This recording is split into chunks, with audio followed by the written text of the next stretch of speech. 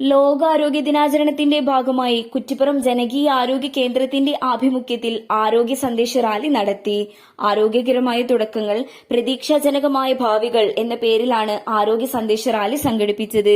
കുറ്റിപ്പുറം ദേശീയപാത പരിസരത്ത് നിന്നും ആരംഭിച്ച റാലി കുറ്റിപ്പുറം ബസ് സ്റ്റാൻഡ് പരിസരത്ത് സമാപിച്ചു. കുറ്റിപ്പുറം പഞ്ചായത്ത് ആരോഗ്യ വിദ്യാഭ്യാസ standing committee chairman Sayyid Fasil Ali Pookoya Thangal rally ഉദ്ഘാടനം ചെയ്തു.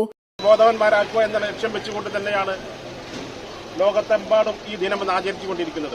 നമ്മൾ എച്ച് പറഞ്ഞ പോലെ നമ്മളെ ഈ ലോകാരോഗ്യ ദിനത്തിന്റെ തലേ ദിവസം തന്നെ നമ്മളെ മലപ്പുറം ജില്ലയിൽ തന്നെ ഒരു ഹോം ഡെലിവറി കേസ് മരണപ്പെടൽ ഇതൊന്നും സംഭവിക്കാൻ പാടില്ലാത്തതാണ്. കാരണം നമ്മൾ എല്ലാവരും ഹോസ്പിറ്റലിനെ സമീപിക്കുന്ന ഒരു കാലഘട്ടത്തിലാണത് ഹോം ഡെലിവറികളൊക്കെ വളരെ ചുരുക്കം ചിലയിടങ്ങൾ നടന്നുകൊണ്ടിരിക്കുന്നത്.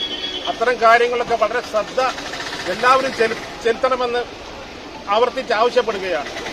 കാരണം ഒരു കാലഘട്ടത്തിൽ സംഭവിക്കാൻ പാടില്ല.